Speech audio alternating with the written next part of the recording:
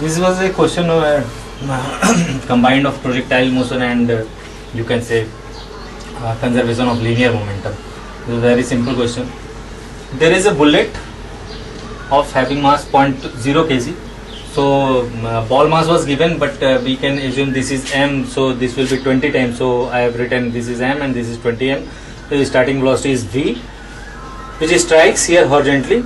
Then it is given after collision they travel independently, okay, and when they fall on the ground, which is I think height was given, height was given, height 5 meter.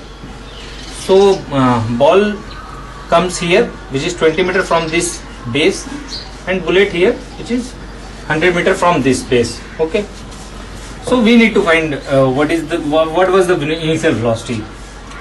Interestingly, one can stuck up what kind of collision is what. It is not given. When it is not given, so first thing you should strike on your mind that this is not dependent upon the type of collision, okay. So we will assume that collision type is not important. What we can assume, because it is traveling independently, so after the collision we assume 20 m will travel with v1 and m will travel with v2 after collision.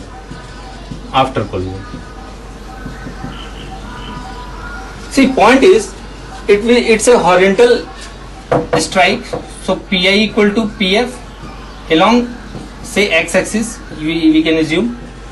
So m v is nothing but 20 m v1 plus m v2. This is equation number 1. You can cut the m, that's why I have written we are not using 0.01 kg, and so v equal to 20 v1 plus v2. This is, you can say, equation number 1, okay. See, beauty of this question was when there was initial only horizontal momentum, so finally there will be only horizontal momentum. That means there will be no vertical velocity for ball or bullet. So time of fall will be same for both of them.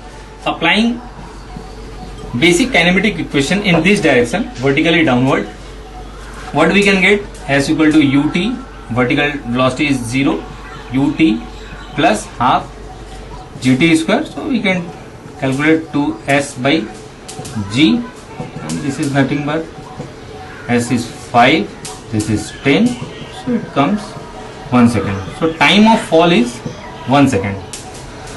Why we need time of fall? Because in that very time it is traveling in the x direction 20 meter, and it is traveling in, this is minded, this is 20 meter, this is 100 meter, okay.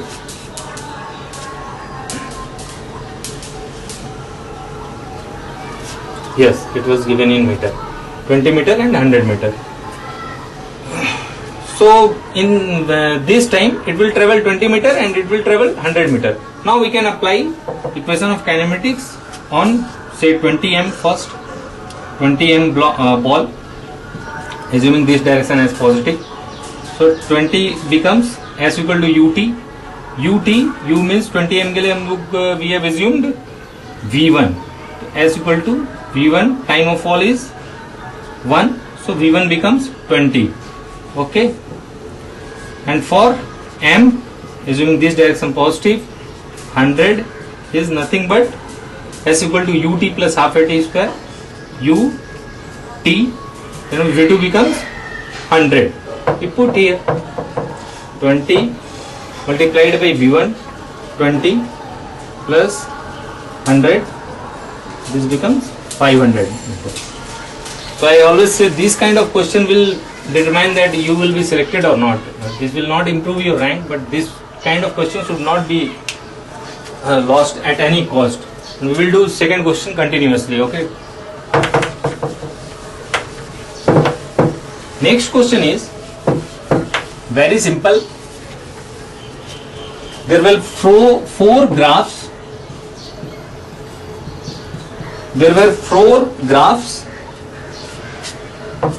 and we need to find which graph will be for electric field as well as magnetic field. I am not showing all the graph, but obviously this was the only graph.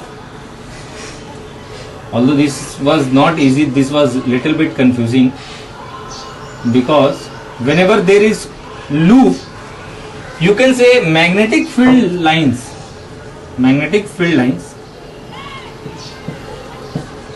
always forms loop. So obviously this was magnetic field line, we can represent this. But this was the answer, that electric field line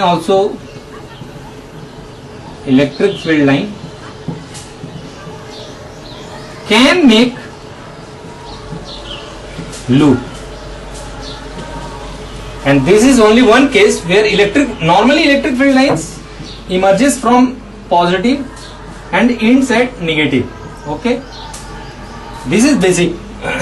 But this electric field is conservative in nature, and what they are trying to say, this is the only one electric field which make loop, which is non-conservative in nature and which emerges because of changing magnetic field.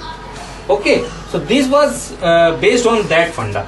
Okay, so this is the correct answer, which is representing, but mind it, this is non-conservative type electric field. Okay, it's not conservative in nature, because work done here will not be zero. Okay. Okay.